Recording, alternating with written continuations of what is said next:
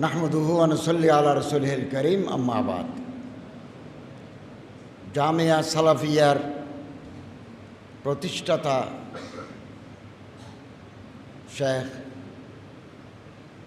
আব্দুর রাজ্জাক বিন ইউসুফ সাহেব জিদুন আলাইকুম, হযরত আসাতিজায়ে কেরাম, তালেবান উলুমে নবুওয়াত, আল্লাহ তাআলার শুকরিয়া আদায় করি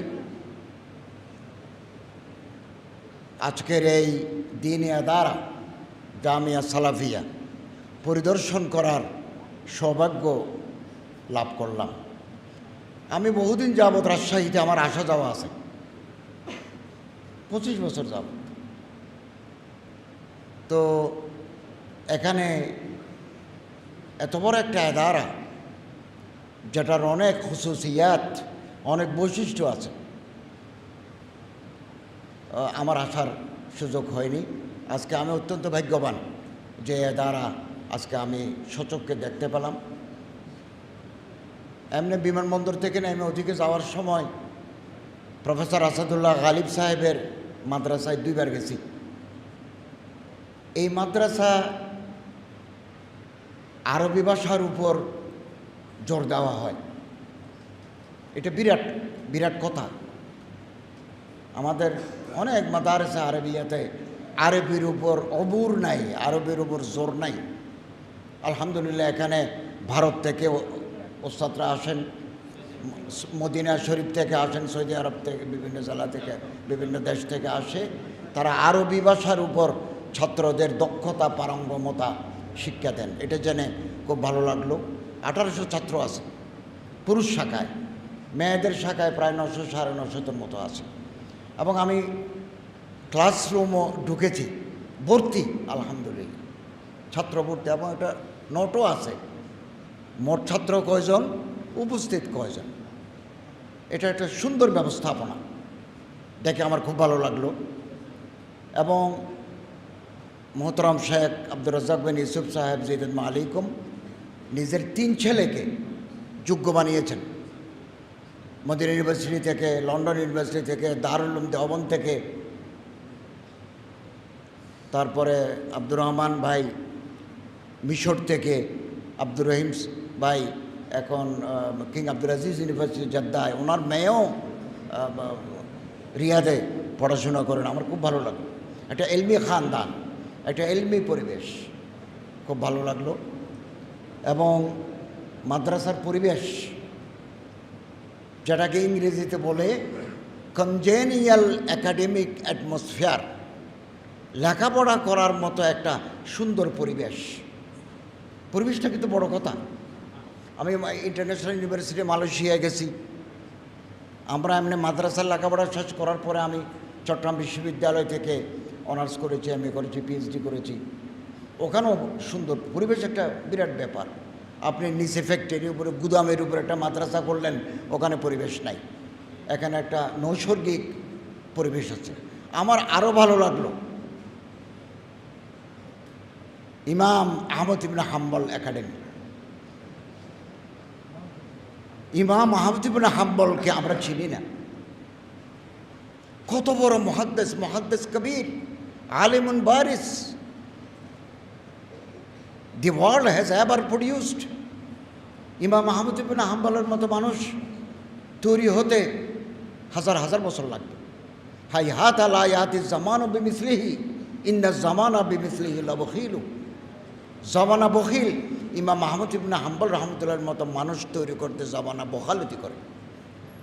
মুহাদ্দিস, মুফাক্কির ইসলাম, জামানা শ্রেষ্ঠ মুত্তাকি, পরহেজগার, চোখের পানিতে জীবন গেছে ওনার। এছাড়া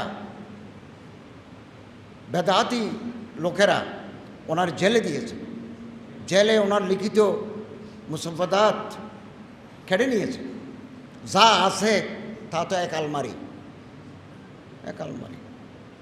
তো মানুষের ভিতরে প্রতিটি ইনসান, মানুষ তো ইনসান, তাফাররুদাত থাকে, কিন্তু ওনার খেদমাত, ওনার এলমি মকাম ইতিহাসে সোনার অক্ষরে লিখে থাকবে। ওনার এই হজরতের নামে আমার অত্যন্ত প্রিয় ব্যক্তিত্ব ইমাম আহমদ ইবনে হাম্বল রহমতুল্লাহ আলাইহির নামে একটা একাডেমি, এটা দেখে আমার মন ভরে গেল। আমি ছাত্র ভাইদেরকে বলবো, হায়াত একেবারে কম, জীবন একেবারে স্বল্প, দম বদম দমরা গনিমত দাম, প্রতিটি নিঃশ্বাসকে গনিমত মনে করে আমরা কাজে লাগাবো। আল্লাহ কোনো বেয়াদবকে এলম দান করেন না। ইন্নাল ইলমা নূরুম মিন ইলাহিন ওয়া নূরুল্লাহি লা ইউতালি আসি। এটা ইমাম শাফি রহমতুল্লাহ আলাইহি শেখ ওয়াকিকে জিজ্ঞাসা করেছেন, শকৌতু ইলা ওয়াকিয়িন সুআ হিফজি ফাআওসানি লিতারকিল মাআসি। আমি আমার শেখের কাছে অভিযোগ করলাম, শিকায়ত করলাম যে আমি তো কথা ভুলে যাই। তিনি আমার ওসিয়ত করলেন, তুমি গুনাহ ছেড়ে দাও। এবং ওস্তাদের সাথে যারা বেয়াদবি করে তারা এলম থেকে মাহরুম থেকে যান। ওস্তাদের খেদমতে উস্তাজ আয়াত হাম সব খানি মদাম লফজরা তাকি ক খানি তা শফি মর্দে কামাল। ওস্তাদের খেদমত করতে হবে। এখানে ভালো ভালো ওস্তাদ আছে, জৈয়দ, মুস্তাহিদ, সাহেবে এলম, সাহেবে কামাল, আসাদায়ে কেরামরা তালিমে খেদমত আঞ্জাম দিচ্ছেন, ওনাদের খেদমত করতে হবে। নিয়মিত সবাকে বসতে হবে। কোনো লফজ যদি শুনি এটা তাহকিকে পড়তে হবে, তা শফি মর্দে কামাল, তাহলে আমরা কামেল মর্দ হতে পারব। আর যদি বেয়াদবি করি আল্লাহ তাআলা ইলম থেকে মাহরুম করে দিবেন। আমিও আপনাদের মধ্যে একজন শিক্ষক, একজন ছাত্র। আমি আলিয়া পদ্ধতির মাদ্রাসায় শিক্ষকতা করেছি, কওমি মাদ্রাসায় শিক্ষকতা করেছি, ইন্টারন্যাশনাল ইসলামিক ইউনিভার্সিটিতে শিক্ষকতা করেছি, মসজিদে ইমামতি করেছি। আমি তো মাদ্রাসার পরবর্দা, মাদ্রাসা থেকে আমি উঠে এসেছি। পরে বিশ্ববিদ্যালয়ের ডিগ্রি এগুলো আমরা নিয়েছি, কিন্তু মূলত আমাদের শিক্ষা হচ্ছে আলিফ বা তা সা। তো ওস্তাদের সাথে যদি বেয়াদবি করি অথবা গুনাহে কবিরার সাথে যদি লিপ্ত হই, তাহলে আল্লাহ তাআলা এফাদিয়ত সলব করে নেবেন। इल्म हासिल करना इस्तिफादा, दूसरों को फ़ायदा पहुँचाना इफादा। उस्ताদের সাথে বেয়াদবি করলে আখলাকি কমজোরি থাকলে তাহলে আল্লাহ তাআলা এফাদিয়ত সলব করে নেবেন। আপনার কোথাও জায়গা হবে না, খেদমত করার জায়গা আপনি পাবেন না। বহু মানুষ আছে, তিন জিনিসের জন্য মানুষ পাগল: টাকার জন্য মানুষ পাগল, ক্ষমতার জন্য মানুষ পাগল, সেক্সের জন্য মানুষ পাগল। সুন্দর বালক দেখলে আমরা পাগল হয়ে যাই, সুন্দরী মেয়ে দেখলে আমাদের হোশ থাকে না। এই তিন জিনিস থেকে যদি ঊর্ধ্বে উঠতে পারি তাহলে আল্লাহ তাআলার রহমত আপনার উপর বর্ষিত হবে। আপনি দুনিয়াতেও ইজ্জত পাবেন, আখিরাতেও আল্লাহ তাআলা আপনার নাজাতের ব্যবস্থা করে দেবেন। আমাদের অন্তর ছোট, আমরা অন্তরকে বড় করি। আমাদের দৃষ্টিভঙ্গি ছোট, আমরা দৃষ্টিভঙ্গিকে প্রসারিত করি। আমি বাংলাদেশ সরকারের ধর্ম বিষয়ক উপদেষ্টা। আমি দেওবন্দি মাদ্রাসায়ও গেছি।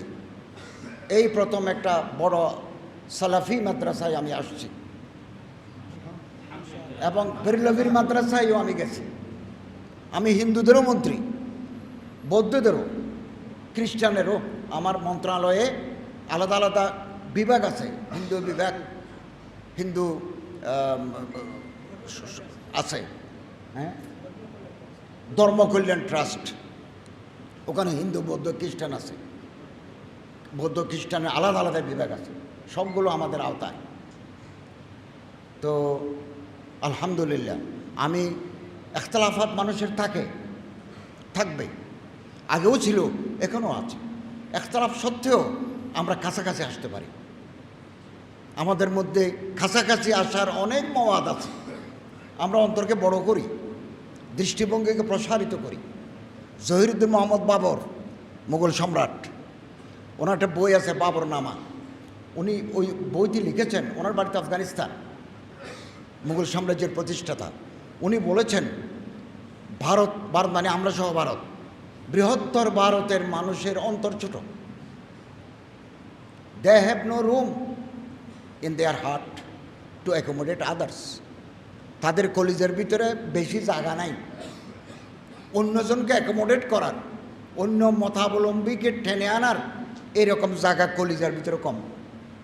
ফুলের প্রতি আকর্ষণ নাই, উদ্ভাবনী শক্তি নাই। এবং তিনি বলছেন আমি মারা গেলে আমারে ভারতে কবর দিও না। তো ওনার কবর আফগানিস্তানে, কাবুলে। তো আমি আমার ভাইদেরকে বলবো খুব ভালোভাবে লেখাপড়া করুন, খুব ভালো ভালো ওস্তাদ আছে, বহু মাদ্রাসা এরকম থাকে না, বিদেশি আসাতে যায় আমরা আছেন, ওনাদের কাছ থেকে আমরা এলম হাসিল করি, সময়কে দাম দিই। আব্দুল আজিজ মুহাদ্দিস দেহলেভি বোস্তানুল মুহাদ্দিসিন লিখছেন, স্পেনের একজন বিখ্যাত মুহাদ্দিস শাহ ইয়াহিয়া ইবনে ইয়াহিয়া আল আন্দলুসি আল মাসমুদি ইমাম মালিক রহমতুল্লাহের কাছে হাদিস পড়তে আসছেন স্পেন থেকে। ভূমধ্যসাগর পার হয়ে মদিনায় হাতি আসছে, সবাই হাতি দেখতে গেছে, উনি যান নাই। ইমাম মালিক রহমতুল্লাহ ওনাকে দোয়া করে দিয়েছেন। উনি পুরা স্পেনে মুয়াত্তা মালিকের সারে, ওনাকে বলা হয় মারজাউল খালায়েক, সময়কে কাজে, যেই ছাত্র সময়কে কাজে লাগায় তিনি থরথর করে উপরে উঠে যাবেন, উপরে উঠে যাবেন। এবং আল্লামা ইকবাল রহমতুল্লাহ আলাই বলেন, शीशा टूट जाती है पत्थर की चोट से, পাথর মেরে দিলে গ্লাস ভেঙে যায়, এটাই পৃথিবীর নিয়ম। ऐसे शीशा तलाश कर जिससे पत्थर टूट जाए, এমন গ্লাস আমরা তালাশ করব যে গ্লাস হাতে পেলে মারলে পাথর ভাঙে যায়। মিল যায় তুঝে দরিয়া তো সমন্দর তালাশ কর, নদী যদি পাও সাগরের তালাশ করো। আমাদেরকে আরও বেশি এগিয়ে যেতে হবে। আমি শেখ হুসাইমিনের জীবনে লিখেছি এনসাইক্লোপিডিয়াতে, ইসলামিক ফাউন্ডেশনের বিশ্বকোষে শেখ হুসাইমিনের জীবনে লিখেছি, বিনবাজের জীবনে লিখেছি। এই দিন মদিনা ইউনিভার্সিটির একজন মুহাদ্দিস, যিনি আগে হিন্দু ছিলেন, নামটা এই মুহূর্তে আমার মনে নাই, তিনি মদিনা ইউনিভার্সিটির ওস্তাদ, মারা গেছেন। হিন্দুস্তান থেকে এসে তিনি মদিনা ইউনিভার্সিটির ছাত্র ছিলেন, পরে মদিনা ইউনিভার্সিটির ওস্তাদ হয়েছেন। ওনার জীবনে লিখেছে নয় দিগন্তে। আমাদের মন বড় করা দরকার। আমাদের আলাদা আলাদা মাসলাক থাকবে, মাযহাব থাকবে, আমাদের ওস্তাদ থাকবে আলাদা আলাদা, কিন্তু আমাদের দিল হতে হবে বড়।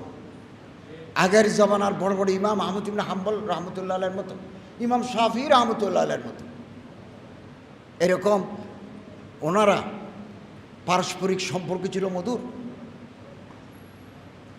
এখন আমাদের একজন আরেকজনের বিরুদ্ধে ফেসবুকে আজেবাজে কথা লিখি, ফেসবুক ওপেন প্ল্যাটফর্ম, এটা আমাদেরকে যথেষ্ট ক্ষতি করে। জিয়াউর রহমান আল আজমি, আমি ওনার জীবনী লিখেছি। আমি যখন এরকম দেখলাম বিদেশি ম্যাগাজিনে, আমি কতবার মদিনা শরীফ গেছি, উনি জীবিত থাকতে যদি আমি ওনার একটু দেখতে পেতাম তাহলে আমার দিল শান্তি হতো। আমি ইউনিভার্সিটিতে বহুদিন আর রহিকুল মখতুম পড়েছি, আসিরত নববিয়া, উলুমুল কোরআন আর দারাসাতুল ইসলামের অধীনে আমাদের 100 নম্বরের আছে আসিরত নববিয়া। তো আমি আর রহিকুল মখতুম এখন পৃথিবীর বিভিন্ন ভাষায় তর্জমা হয়েছে। একটা তর্জমার আমি সম্পাদনা করেছি, উপরে আমার নাম আছে মাকতাবাতুস সাহাবা, ঢাকা থেকে বাংলা বাজার থেকে আমি সম্পাদনা করেছি, লাইন বাই লাইন থেকে দিয়েছি, ওইটা আমি পড়াতাম। এবং এরকম বহু আবু বকর দাউদ গজনভি, উনি ভাওয়ালপুর ইউনিভার্সিটির ভাইস চ্যান্সেলর ছিলেন, উনিও সালাফি। ওনার একটা বই আছে ইনকিলাবে মুহাম্মদ, এটাও আমি ছাত্র জামানায় তর্জমা করেছি।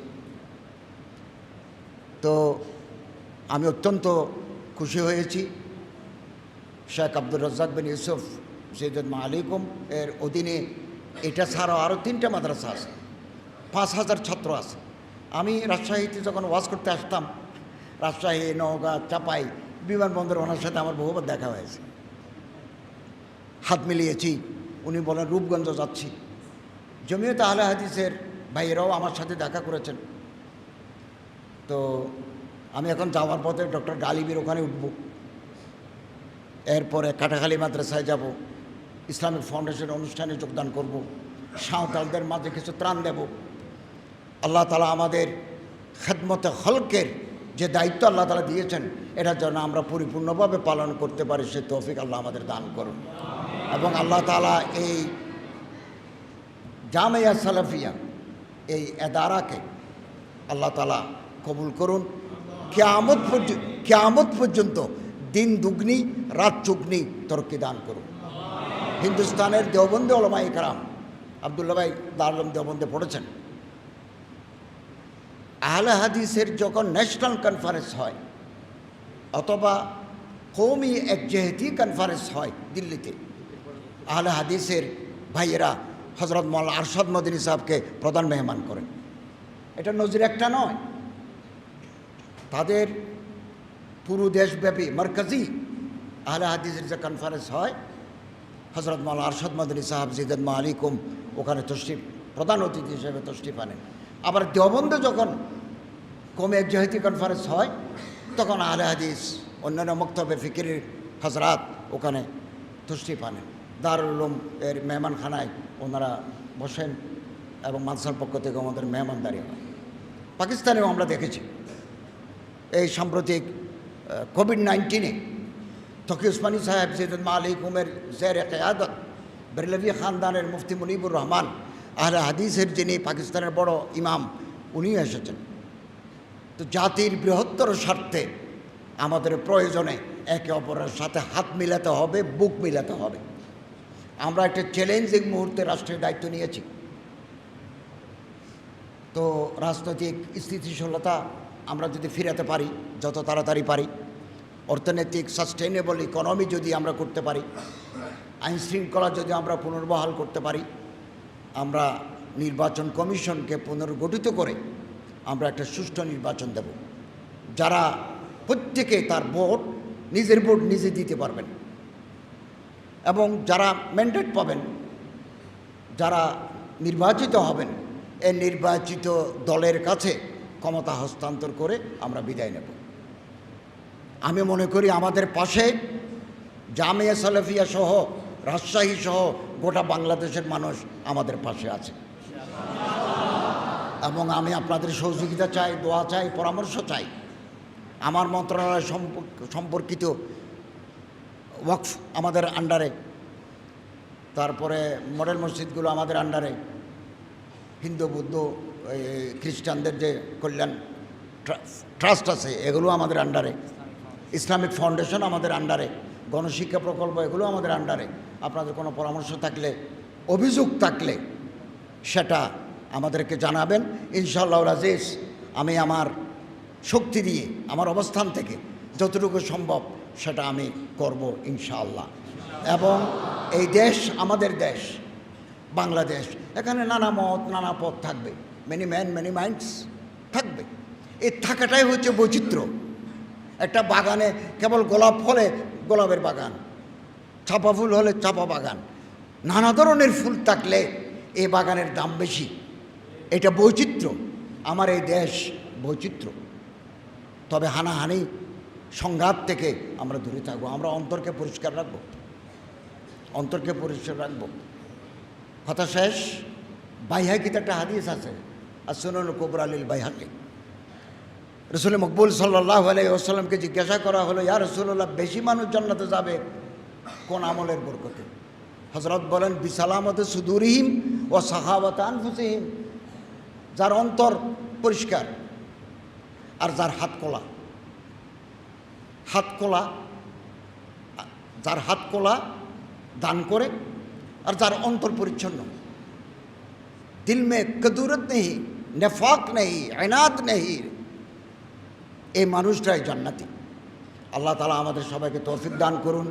আমি এই মাদ্রাসা আল্লাহ তাআলা দিন বদিন রোজ বরোজ আল্লাহ পাক তরক্কি দান করুন। বিরাট এলাকা এবং এই মাদ্রাসা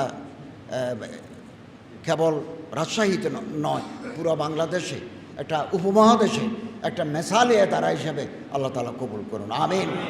আপনারা আমার প্রতি যে সম্মান, যে মোহাব্বত, যে আন্তরিকতা দেখিয়েছেন, আমি অত্যন্ত খুশি হয়েছি। আল্লাহ তাআলা আমাদের সবাইকে সুস্থ রাখুন এবং একটা সুন্দর বাংলাদেশ গড়ার তৌফিক দান করুন। আমিন। ওয়া আখিরু দাওয়ানা আনিল হামদুলিল্লাহি রাব্বিল আলামিন। মাশাআল্লাহ, জাযাহুল্লাহ আহসানাল জাযা। অনেক সুন্দর জ্ঞানগর্ভ বাংলা, ইংরেজি, আরবি কবিতা, উর্দু কবিতা, ইংরেজি বাক্য, হাদিস সব মিলে অনেক সুন্দর এবং নাসিহাতমূলক বক্তব্য উনি ছাত্রদের সামনে পেশ করেছেন। আমরা সেই বক্তব্যগুলো যেন আল্লাহ আমাদের মেনে চলার তৌফিক দান করে। আল্লাহ